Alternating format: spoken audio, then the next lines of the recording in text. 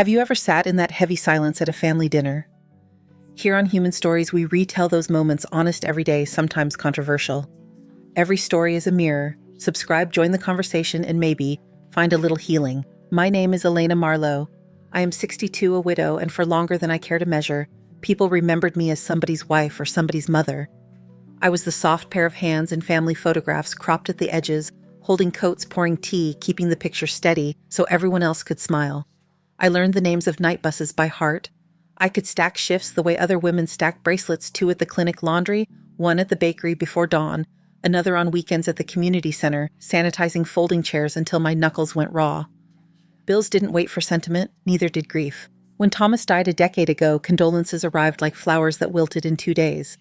The mortgage didn't wilt. The car insurance didn't wilt. My daughter Clara did not see the hours I added in the dark, but she saw the lights. Her textbooks paid for her phone plan, a reliable ride to rehearsals.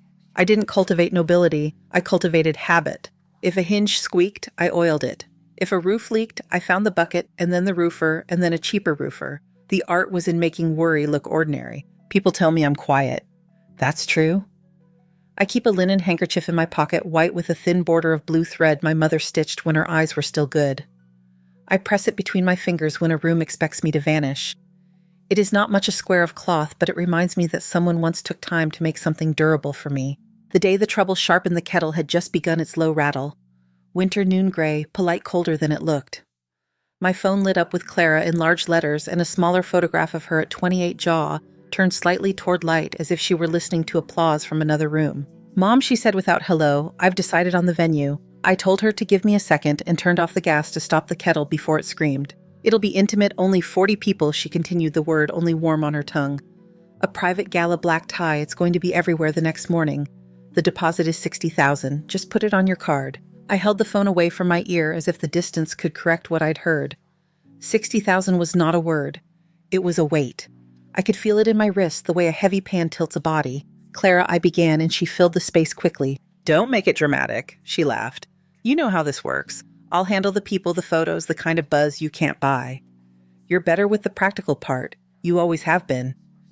You kept everything together after Dad, remember? Let me handle the presentation. You just cover it. Cover it." The phrase was tidy, like a napkin folded to hide a stain. She wasn't unkind by intention, not then. She was busy with vision boards and a fiancé who spoke in phrases like strategic positioning and legacy optics. She had learned fluent confidence among people who mistook volume for clarity. She had also learned to joke in a way that asked everyone else to cooperate. I had been cooperating so long that I mistook it for conversation. "Send me the details," I said. "Perfect," she breathed out. "I knew I could count on you. Love you." The call ended with the hollow sound of an elevator door shutting on another floor. I stood by the stove, one hand on the cool metal, the other cupping the handkerchief. Outside, 2 boys argued about a soccer ball in the courtyard. A dog barked at nothing in particular, then stopped. When I finally poured the water, the tea tasted faintly of metal. I took it to the small table by the window where the light is best for reading and where the radiator clicks like a patient keeping time. A memory knocked its way in without permission. Thanksgiving 3 years earlier, the apartment bulging with cousins and casseroles. I had woken before 6 to peel potatoes with stiff fingers to polish the too good platters to breathe rosemary and steam. When Clara arrived half an hour late, wrists stacked with bracelets that flashed when she lifted her phone, she glanced around our narrow kitchen and grinned. "Look at the staff in vintage aprons." Laughter stuttered in the doorway. Some people thought it was a joke. Some people looked at the floor. I smiled because it is dangerous in a family to refuse a joke when it is shaped like a knife. After the dishes were done and the apartment fell quiet, I stood by the sink and asked the air, "When did I move from mother to help?" No answer ever came. The role doesn't change with a trumpet. It changes with small accommodations. One more ask, one more check, one more. You don't mind, do you, until the yes hardens into habit and the habit speaks for you.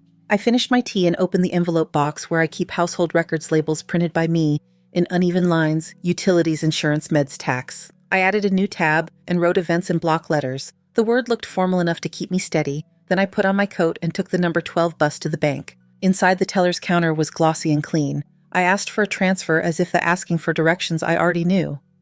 My hands did not shake while I signed. They never have in public. My signature is narrow, factual.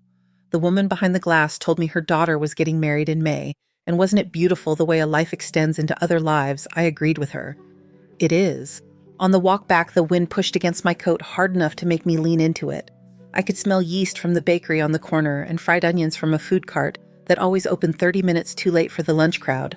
I thought of the ways a city feeds and forgets you at the same time. I thought of Thomas's shirts drying on a rack the summer before he got sick, and the way he would slide the clothespins in a neat row on the windowsill when he finished small order and small things. At home, I placed the stamped bank receipt inside the new events folder. The paper was crisp and unsurprised, a rectangle that did not care what it recorded. I kept my hand on the folder for a moment as if it were a small animal that needed to know I meant no harm. I will not list the arithmetic of those dollars. I have done larger arithmetic with less ceremony, but I will admit this, after I closed the drawer, the room felt strangely crowded, as if there were a conversation continuing without sound. I wiped the table with a clean cloth. I checked the stove twice. I watered the plant that never asks for anything and punishes me anyway by dropping a leaf once a month as if to mark the calendar. Clara texted a cascade of heart and sparkle and a screenshot of a mood board glassware like captured rain candlelight reflected into candlelight, a dress that would make a mirror behave. "You're the best," she wrote, and added a string of stars. I typed "okay" and deleted it. I typed "got it" and deleted that too. I sent a thumbs up, which is nothing, which is everything. Later, I pulled the handkerchief out to iron it, the blue edge. The patient stitches the way fabric behaves when given heat and pressure. There are things that answer to ordinary effort. There are things that do not. I put the handkerchief back in my pocket, then went to the cupboard where I keep a small wooden box of keepsakes that no one else would value. A hospital tag with Thomas's name worn faint. A dried sprig of lavender that once hid in a drawer of winter sweaters. A key that opens nothing now saved from a house we rented when Claire was 7 and every door stuck on rainy days. I held the old key for a breath, not because of what it could open, but because it remembered that doors move when turned with purpose. Then I set it gently on the shelf and closed the box. That evening, Claire called again. Airy excited the sound of a person standing between mirrors. She told me about photographers and an influencer her friend knew who might drop by for 15 minutes.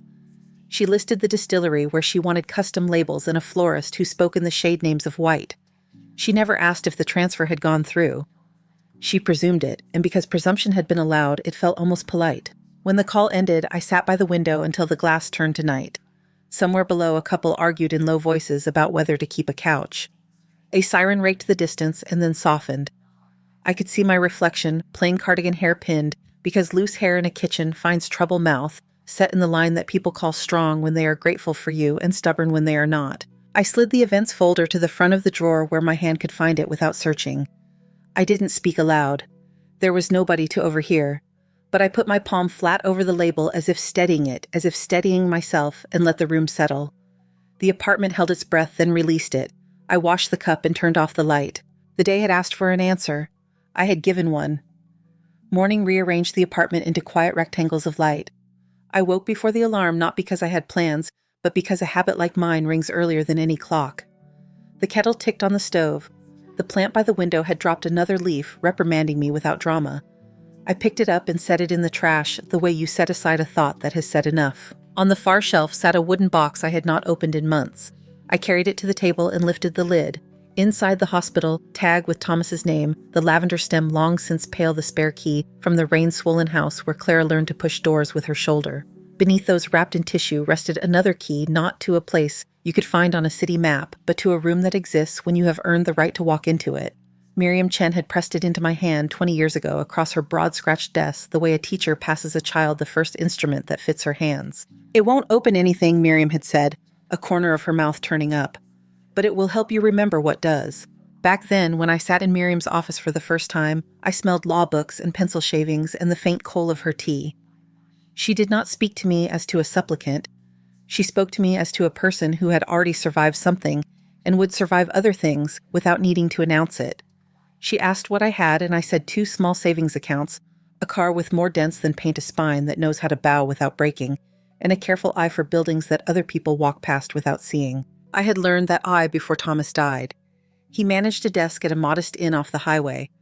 We talked at night about rooms, how some rooms keep secrets better than others, how some hallways breed kindness and others do not, how a lobby chooses the person you will be for the next 12 hours. When a cracked roof motor lodge outside the bus depot announced an estate sale, I walked through with the caretaker and counted drips, not ghosts. I could feel the breath of a prophet if the roof stopped breathing first. I asked Miriam how to borrow without letting someone else own the terms of my life. She showed me how to form a holding company with a name that did not include mine, then a second that would hold the first without much ceremony. It's not for hiding, she said, it's for privacy. Privacy gives you time to make decisions at your own pace. She drew diagrams in blue ink boxes feeding boxes until the paper looked like a small city seen from too high up to hear traffic. The first deed made my wrists tremble. I signed it anyway, spine straight, mouth closed. I cleaned the old motor lodge myself some evenings, left notes for the contractor in daylight, learned where drywall ends and an argument starts. The first winter it turned a profit small as a coin you find behind the radiator and decide is yours by right. I took that coin and bought a second property, this one a brick-sided boarding house with 7 doors and 1 good staircase.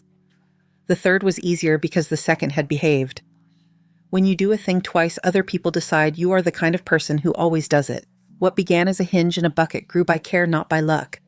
I replaced carpet tile by tile to avoid shutting down floors. I learned the names of codes and inspectors and the rhythm by which paperwork moves from one desk to another. Miriam read everything as if it were a poem that might explode if you touched the margins too hard. She taught me clauses like new alphabets, indemnity assignment, reversionary interest. She insisted on separate accounts, an accountant who would not smile at me, and a rule that my name would float above the structure like a weather vane, attached and unattached, turning without splintering. By the time Thomas's cough became a diagnosis, I had just closed on the 5th property. He apologized to me while he could still apologize. I wanted to carry this with you, he said. You are, I told him. Just keep your hands where mine can reach them. He didn't keep them long. When he was gone, I worked in a way that made work itself a climate. Always a little cold, always a little bright. A chain formed without me calling it one. The Archer and West group of hotels, named for 2 streets that intersect nowhere, took shape across deeds and floor plans, and a set of keys I never carried because keys can be lost. I visited properties rarely. When I did, I stepped like a housekeeper, steps eyes downward for the thread on the carpet, the vacuum mist for the fling of toothpaste on the mirror edge for a courteous lie at the front desk. I gave raises quietly. I replaced lobby chairs before they sinned. If a manager wanted a photograph for a wall, I asked for one of light through leaves or of a river behaving itself. People underestimate how much a picture can change the air. Clara never asked what my days held. At home, I clipped coupons and cooked in pans with blackened bottoms, and she mistook thrift for lack. I wore the same navy cardigan so as not to scare the people who believe money is loud. Miriam called me occasionally to sign stacks of paper in reasonable silence. You built weather, she said once. Not storms. Weather. The kettle clicked. I returned the symbolic key to its tissue, set the box away, and changed into a dress I wear when I want to pass anywhere without the kind of attention that encourages questions. On the bus downtown, I watched a man rehearse a speech to his reflection in the window. His hands did most of the speaking. At Miriam's office, the receptionist greeted me as Ms. Marlowe and offered tea I did not need. Miriam entered with a folder that looked heavier than it was. I thought you might want everything organized for the next month, she said. Fees, scheduled maintenance renewals, the thing with the sprinkler heads at Archer on 11th. Thank you. She watched me over the rims of her glasses. How is Clara? Busy, I said. With requesting you fund a galaxy. 40 stars, I answered, give or take. Miriam's smile didn't last long. Are you safe inside this? I know where the ledgers are, I said, and I know what I'm paying for. That isn't what I asked. She slid a second folder toward me, brown without a label. I knew what lived in it, the letters for later, the ones you keep in safe places, because people are not always safe for themselves. We can open this or we can leave it with the others. Either is fine. Leave it. My voice surprised me by not wobbling. She nodded. Then I have only 2 reminders. 1, paperwork is a mirror. Don't let anyone hold it at an angle. 2, no one is entitled to the part of your life you had to invent. Her hand rested on the desk a moment, short nails square and clean. If you need me in a minute, that is not on the calendar call. I signed where she told me to sign. The pen moved with the muscle memory of a person who has dated many days. As I stood to leave, she opened a drawer and took out a length of narrow ribbon gold, almost thread. For the pocket, she said, passing it to me, in case cloth is not enough today. The apartment felt smaller that afternoon, the way a coat feels smaller when you put it on after it has been rained in. Clara called from a car, the Bluetooth, turning her voice thin as a page. She enumerated expenses with the light gait of a person reading a shopping list for someone else's pantry videographer, sound a step and repeat background with a logo that did not belong to her or to me. Julian says the earlier we lock the optics, the better, she added, mentioning her fiancé as if he had already been carved into the furniture. He knows what he's doing. His clients adore him. His last name, I asked. Voss. I wrote it on the paper placemat by the phone and underlined it once. That evening, I set the table the way I do when I want to forgive a day for being itself. White plates, plain forks, a linen napkin folded into itself quietly. I roasted carrots with cumin because their sweetness does not brag. I made a small pot of rice and leaned a piece of fish toward brown. When Clara and Julian arrived, the apartment brightened by an inch and narrowed by 2. He shook my hand with careful warmth and looked past my shoulder in the same motion, cataloging, evaluating the way men do who like to be in the first chair even when no orchestra has convened. "Smells fantastic," he said, taking the seat with the best light. "Home cooking is a lost art." Clara shrugged off her coat and started talking before she settled. Photographer Floral Language, the coordinator who needed confirmation because the ballroom has a waiting list. She lifted a glass and watched the water pick up the lamplight like a trick it had practiced. "It's only 40 guests, Mom," she said again, the same word moving through a new room. "Intimate, tasteful. People prefer things that look effortless." Julian speared a carrot and chewed with deliberation. "And we will inherit anyway," he said conversationally as if we were discussing garden tools. "It makes more sense to invest in the narrative now so transitions later are smooth. That's what I always tell my clients." He turned the smile toward me. "There's no rush to formalize anything, of course, but when you're ready, I have a firm that handles the delicate parts." I set my fork down so that it would not clatter. On my lap beneath the table, my hand found the linen handkerchief and the line of gold ribbon Miriam had given me. I pressed them together until they warmed. Clara laughed lightly. "He's teasing Mom. He means we're building the image. You've got the numbers. We've got the story. Between us, perfect balance." "Eat while it's hot," I said. They did. They praised the glaze. They discussed lighting for photographs and the height at which chandeliers flatter cheekbones. Julian admired a client who measured value strictly in visibility. "People respect what they can see," he said, reaching for more fish. "We'll make sure they see Clara." I watched my daughter sit straight and ready inside that sentence, as though it were a chair designed for her spine alone. A lamp near the bookshelf showed the small scratch Clara made at 12 when she practiced tap dancing on hardwood and insisted she had been barefoot because shoes would be rude. She used to read under that lamp with her mouth slightly open, absorbing adjectives without prejudice.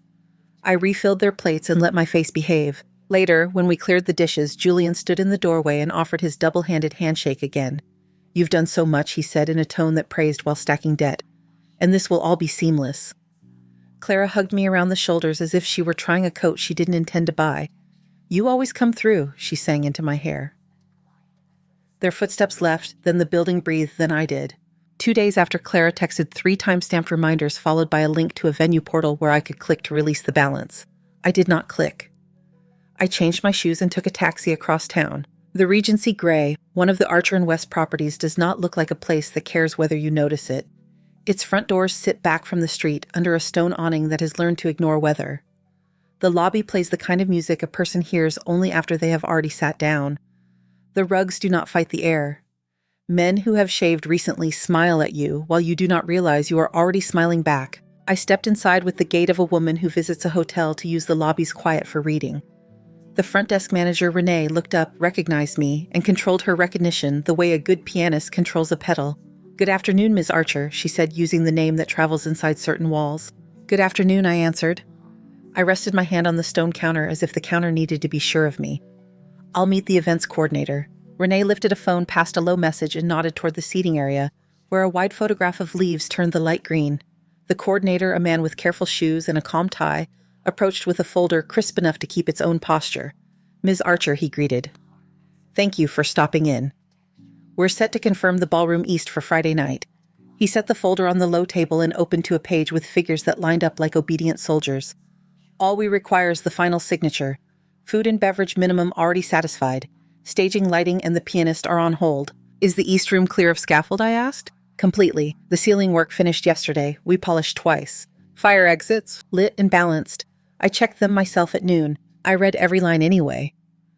When I signed, the pen left a trail as familiar to me as the line between my brows that refuses to soften. The coordinator smiled with gratitude, one shade away from relief. "We'll coordinate with your daughter," he said. "She has strong opinions about florals." "She does." I closed the folder and lifted my bag. "If anyone asks you something you don't care to answer, send them to Renee." Renee nodded from the desk with the grace of a person who has agreed to worse. As I left, the doorman tipped his cap, not because I looked like someone who required tipping, but because in places like this, courtesy is part of the architecture. The air outside tasted of iron and the river. I walked 2 blocks with the wind in my coat and stopped at a cafe where the seats are small and the coffee almost good. Clara called as I stirred a spoon around the cup. She spoke quickly, all vowels and triumph, about a photographer who could make glass blush, about an influencer whose presence was measured in currency, about the coordinator who was dragging his feet, and would I please lean. I said that everything was arranged. She exhaled like someone sinking into heated water. Once the room is ours, the rest will behave, she said. Julian says the right setting changes people. When the call ended, I watched the coffee cool. People came and left their coats, choosing who they were that hour. A young couple argued gently about curtains as if curtains could hurt them. Someone at the register asked if the lemon tarts were gluten-free, and the barista said they are not, with the kind of hard-won calm that suggests a long day preceding noon. I returned home with the bread under my arm and the events folder in my bag. I set the folder in the drawer behind utilities and insurance, then slid my hand to the small box and opened it once more. The ribbon Miriam had given me lay where I had left it, catching the late sun. I threaded it through the linen handkerchief's stitched edge and tied a loose knot, then folded both and slipped them into my pocket. Cloth and thread made a quiet weight against my hip, old habit sewn to new caution. Evening settled like a polite guest. I ironed a blouse because the act makes a point of the body wearing it. I prepared a pot of barley soup to carry into the week. When I finally sat, I read through maintenance reports and vendor contracts with the same attention I bring to a recipe written by an aunt who measures with her hands. The radiator clicked a steady metronome. Across the courtyard, someone played piano, two hands testing a scale until the notes remembered how to line up. The phone lit again. It was Miriam. "Just confirming you signed," she said. "I did."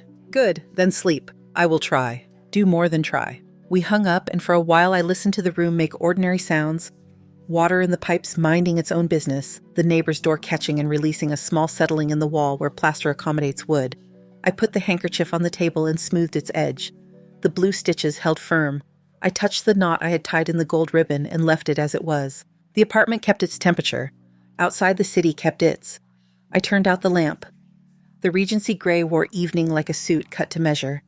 By dusk, the lobby had the sheen of a place that expects cameras, flowers tall enough to be seen over shoulders, glass polished to behave the hush of a piano, passing for breath. I arrived a half hour before the time stamped on Claire's invitations, early enough to hear the building decide what kind of night it would allow. Renee at the desk gave me that small interior nod she saves for weather reports and fire drills. "Good evening, Ms. Archer." "Good evening," I said. She glanced once toward Ballroom East and once back to me. Nothing else was required. Clara swept in a few minutes later, silk answering every step hair pin to show a neck she had inherited from no one I recognize. Julian Voss walked half a pace behind, one hand at her back, as if guiding a ship he did not own. Their party trailed them, the friends who speak in mirrors, the people who curate themselves. The two photographers who had been promised the right angles, and a woman whose job seemed to be adjusting napkins so they could be adjusted again on camera. Clara's eyes flicked to my dress, to my shoes, to the napkin fold calm behind them. She kissed the air near my cheek. "You look perfectly appropriate," she said, which is a sentence made to close a door. Julian kept his charm near the surface. "We are grateful for everything he said. Palm warm eyes elsewhere. If you could stay behind the scenes tonight, the flow will be cleaner. The coordinator understands what we need for the room reveal." Behind the scenes, Clara echoed, soft but firm, as if assigning me a chair. "Just make sure everything keeps moving. I'll handle the people who matter." I didn't answer that. The knot of gold ribbon in my pocket rested against the folded handkerchief like a steady touch. When the coordinator approached, tie, exact clipboard awake, Clara took charge of the particulars with the quick precision of someone who has studied the choreography. "Lights to level 3 on entry, no scent, near the head table. First pour at the 3-minute mark, and please have the pianist play something that sounds like not trying, if that makes sense." "It does," he said, because his job was to make it so. The doors to Ballroom East were closed for the moment, the brass handles catching light like a cue. In the corridor, whispers gathered and arranged themselves into attention. A videographer lifted his camera to pretend to be invisible. The florist's team adjusted the cascade of white blooms in the vestibule, as if one petal out of place could set the evening off its axis. Clara turned to me.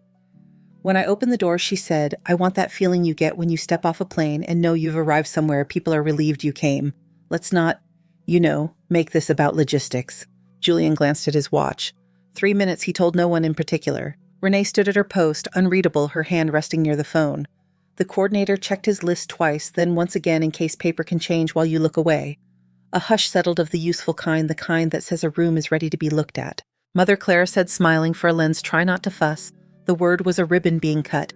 The videographer nodded. The photographers arranged themselves on either side like parentheses, about to enclose a sentence. Clara placed her fingers on the brass handle. The doors opened to an answer nothing. No tables. No glass to catch light. No pyramids of dessert or serried forks.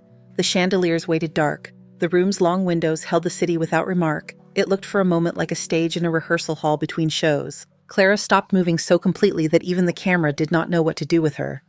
The breath went out of the corridor. Julian's mouth found a shape that was not language. Someone behind me let out a sound like a shoe deciding whether to squeak. Clara turned the smile washed from her face and searched my eyes for a mistake she could correct by volume. "Mom, what is this?" "Where is everything? Did you forget to sign something, did you?" She cut the question into smaller pieces, each one hungry. I didn't answer. The silence had a structure and I stood inside it. My hand found the pocket with the ribbon and the handkerchief. Beneath them, my fingers met what they had been moving toward all along, a small brass key with A&W engraved in shallow letters. The keepsake Miriam once joked was good only for remembering to turn a door with purpose. It was not the thing that opened rooms, and yet it knew the shape of doors. I stepped forward. The ballroom floor accepted my shoes without echo. I walked to the nearest side table, a rectangle of dark wood that looked like it had been waiting to do something important without needing credit, and I set the key down on its polished surface. The sound was small and complete. Then I placed the folded handkerchief beside it, the knot of gold ribbon showing at the edge. "What are you doing?" Clara's voice rose fast, not to reach me, but to call people to her side of the story. Why is this room empty? Are you trying to..." Her words ran to the end of a hallway and found no door. She looked past me for a staff member to command, for a coordinator to scold, for anyone she could move into place with money. The coordinator had not moved at all. Renee had stepped to the threshold, not inside, not outside. Julian put his arm around Clara's shoulders in a shape that mimicked comfort and rehearsed control. "Let's keep our heads," he said, in a voice that assumed he was the only one with one. "We don't need a scene. Ma'am," he added to me, "surely there's been a misunderstanding." "Perhaps the West Ballroom." Renee cleared her throat. It was not loud, but the room heard it.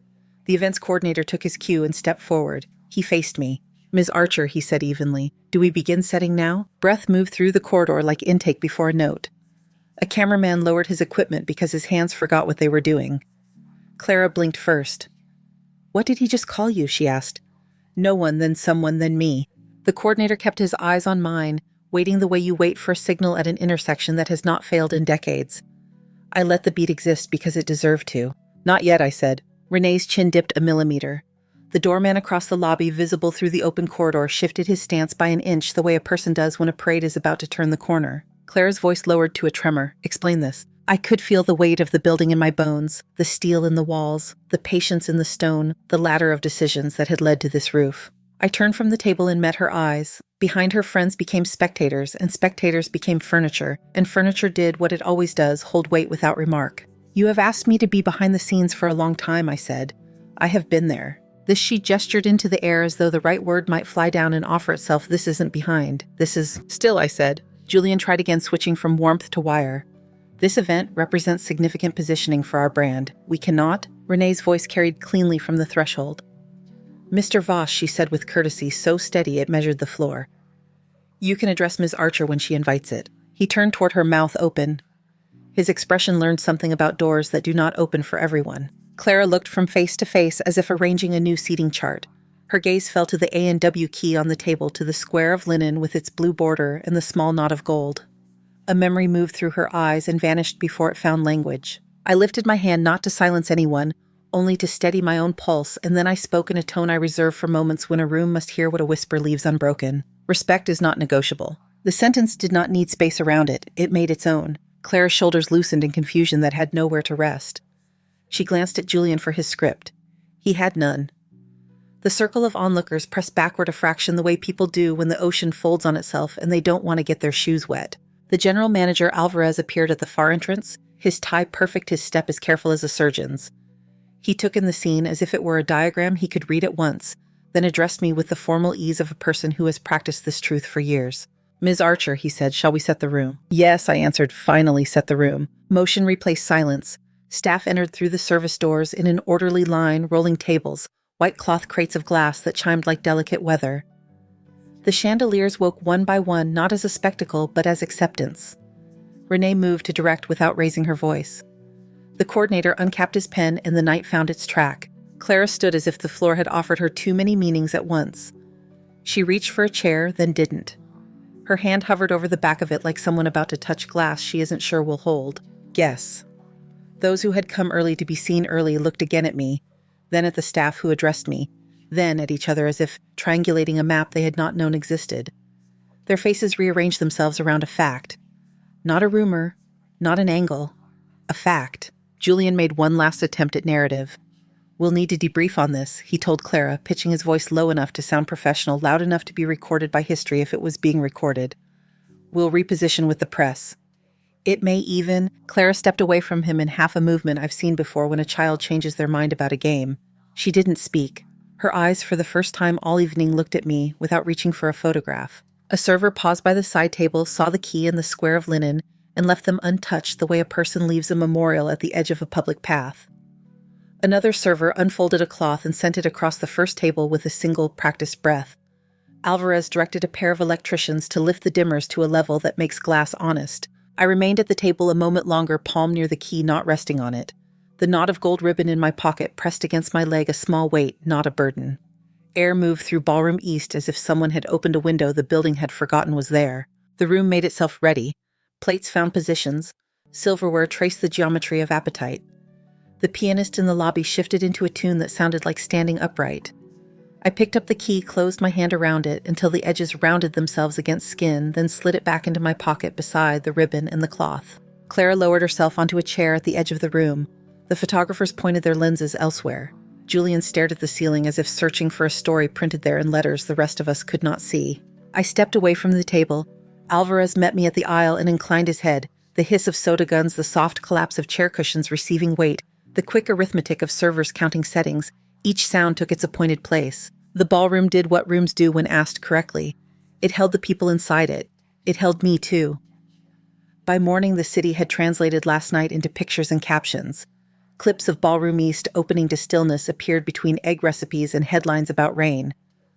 Someone slowed the footage until the brass handles looked like they were thinking. Another paused on Claire's face the moment the room refused her. People who do not know us practiced opinions. The internet has many chairs, everyone found one. I boiled barley for soup and kept the radio low. The phone trembled across the counter with messages from cousins I recognized more by their pets than by their voices. I let it travel to the edge and back, and then set it face down. Miriam texted only a period and a question mark. I answered with a single word. Seen. She responded, here. Around noon, I walked to the post office for stamps I did not urgently need. On the way back, a teenager with a camera asked if I believed in big moments. I said they are smaller up close. He thanked me as if I had given him a tip on the bus routes. At the apartment, I rinsed the rice pot and folded the dish towel twice. The linen handkerchief sat where I'd left it, the gold ribbon knotted at one corner like a quiet appointment I had kept. The A&W key weighed my pocket without insisting on meaning. The building breathed. So did I. Clara called in the afternoon, voice sanded down. She did not open with accusation. That ground had been shaken. Are you home? She asked. Yes, I'm coming up. I set 2 cups and a small plate on the table. The kettle took its time the way kettles do when a room needs another 30 seconds. She arrived without her coat buttoned and without the bracelets she likes for their noise. She sat and kept her hands on her knees, palms down. I poured tea. She did not reach for sugar. The skin beneath her eyes showed the color of a night spent arguing with a ceiling. They filmed me, she said, not as a complaint, so much as a fact that did not know where to stand. People I invited, people I love, they filmed me like a skit. The camera does not love anyone, I said. She nodded as if this were a weather forecast. Julian says we can reshape the arc if I post something gracious by noon tomorrow. He wants a shot of us smiling with candles behind us. She tried the sentence. It did not fit. You may choose, I said. She drank. Her throat worked like a person lifting the box she overpacked. You told them to set the room anyway, she said softer, as if the detail might steady her. Because guests had arrived. I placed the plate of biscuits near her hand. Because rooms are made for use. The tea cooled between us. She laid a finger on the cup's rim and then withdrew it as if testing the distance between impulse and action. Her voice fell again. He was angry with me for losing control. For not arranging what was never yours to arrange, I said. A breath left her in one piece. She stared at the far corner where a small spider had drawn a nearly perfect line from shelf to wall.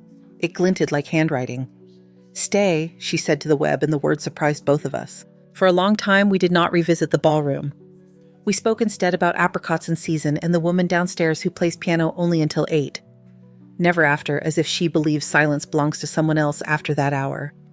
We gathered dignity like thread we intended to use later, and later lasted for a while the length of that pot of tea. That evening, I walked to the market and bought parsley carrots and a small loaf with a crack running down its center like a map of a river that has been patient too long.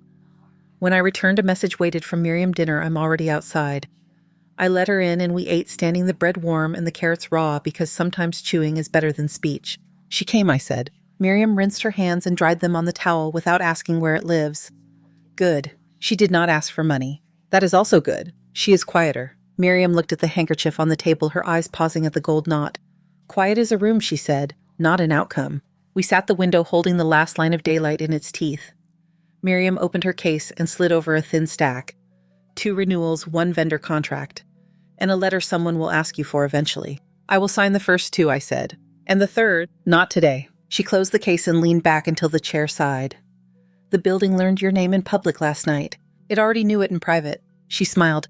It did. Now it won't forget. The news about Julian Voss arrived on a Wednesday that smelled like pennies and rain. A radio voice said his firm's filings had been flagged. Later, the stories multiplied. Clients paused signatures. A former partner remembered a number that did not add up. Commentators practiced neutrality while choosing brighter adjectives. I watered the plant and read the articles without underlining. Clara appeared at my door in a sweater I remembered purchasing for her when she still liked tags that said machine wash warm.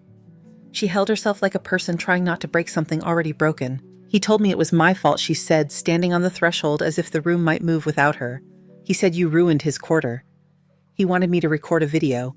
She lowered her voice to mimic him only half, because even now she protects the loved. Manage your mother. The phrase sat between us like a piece of furniture delivered to the wrong apartment. Come in, I said. Sit. She did not cry. The absence of crying is not proof of anything. It is a posture like any other. I poured water and sliced bread. She tore a piece exactly in half. The radio played a song that remembered the bridge only after the chorus, which is how some people live. When she finally spoke again, her words sounded like pages ungluing. I don't know what I believe about anything I believe, she said. I hear myself from last week and it makes me... She did not finish. You can grow new belief, I said. It is ordinary work. She held her cup to her face the way a person does when warmth is the first feeling they have allowed themselves to feel all day. I want to try, she said. Not a show. I don't have energy for that. We will keep the room simple, I said. The next morning I opened the cedar box that keeps what needs keeping and slipped out a ring I do not wear often. Its plain band had done its job for years without asking to be noticed. I set it on the table beside the handkerchief and the key and watched sunlight steal a stripe of gold from it and hand it back. I wrote 3 lines in a notebook. Today, barley stamps listen. The pen bled on listen. I left it. Clara sent a photograph of her kitchen. 2 bowls, a knife, a lemon. I'm making soup, she wrote, then added, I don't know if I like soup. I told her that finding out is part of making it. By late afternoon, she asked if she could come for dinner. I invited Miriam, who arrived with a bottle that admitted it was modest. Clara brought potatoes unevenly peeled, their edges more enthusiasm than precision. We sat without speeches. Miriam poured, I carved. Clara burned 1 knuckle and didn't dramatize it. The air at the table belonged to all 3 of us in exactly equal shares. Halfway through the meal, Clara set down her fork. I don't expect forgiveness, she said, looking at the plate, then at me. But I want to be here. Then be here, I said. She nodded, the motion small enough to keep. She reached for the bread and tore it less evenly than last time. I liked the shape better. Miriam told a story about a judge whose robe sleeves were always slightly too long, how he held them up with his fingers when he signed, and somehow made the gesture look like courtesy. We laughed. We did not take a picture. After we ate, Claire gathered plates without being asked and forgot the bread knife on the counter, and then went back for it without being asked again. We washed and dried without choreography, the way people do when they have taken turns at this sink for years. When she put on her coat, she stood longer than a person stands when she has somewhere else to be. Thank you, she said, not for the food, not for the evening, just in general directions. For staying, I said. She left. The door clicked the way a page turns when the reader knows to soften their hand. The weeks moved forward the way weeks do when attention stops leaking. I signed 3 renewals. I replaced a lobby chair that had begun to confess too loudly. I learned the names of 2 new housekeepers and wrote them on a small card so I would not mistake one kindness for another. At home, the plant forgave me and kept 2 leaves. I mended the hem of a blouse and failed to hide the men but wore it anyway. The kettle formed a habit of not whistling until I stood beside it, which felt like cooperation. Clara went to counseling. She told me afterward that she had talked for 20 minutes about napkins and then cried when the therapist asked how many times she had eaten alone while pretending not to notice. She texted the question to me as if she had just discovered mathematics. I said I had done it often when I was young and grew out of it when I learned my own table. On a Saturday, bright as porcelain, Miriam and I walked through Archer on 11th. The hallway smelled of lemon and paint that had been allowed to dry. She listened to me complain about the vendor who insists on delivering at a time that makes the loading bay curse. We visited Ballroom North empty and properly, so chairs stacked like good soldiers. A houseman tested a dimmer. It behaved. "Are you tired?" Miriam asked as we stood near the service entrance where the air runs cooler. "Yes," I said. "Is it the kind of tired that ends when you sleep?" "Yes." "Then let it." We did not linger. We visited the front desk and I learned that Renee had taken her exam and passed it. We walked back into the air and the street recognized us as two women discussing a practical matter about doors. Evening brought rain that couldn't decide. I set the A&W key on the table beside the handkerchief and the ring and put a small plate over them so dust would not argue. The room gathered itself. I turned the lamp to a level that flatters the bookshelf and sat by the window where the city kept its promises in small ways, a bus on time, a balcony plant surviving, despite the wind, a neighbor humming a song that had mislaid its bridge and didn't mind. The phone buzzed once, Clara session done, told the truth, bought parsley. I answered I have bread. She sent a period. I put the phone down and let the rain choose. The apartment held what it could hold: soup for tomorrow, a towel folded to the size of memory, 3 objects under a plate. I lifted the plate once just to see them arranged how I intended: cloth ribbon ring key, then set it back. The air understood. The building did what buildings do when asked correctly. It held the people inside it. It held me too. Thank you so much for listening to today's story. If this story resonated with you or made you reflect, I'd love to hear your thoughts, so feel free to share them in the comments below. And don't forget to like, subscribe, and hit the notification bell so you won't miss the next story. I'll see you next time as we continue exploring more journeys and lessons together.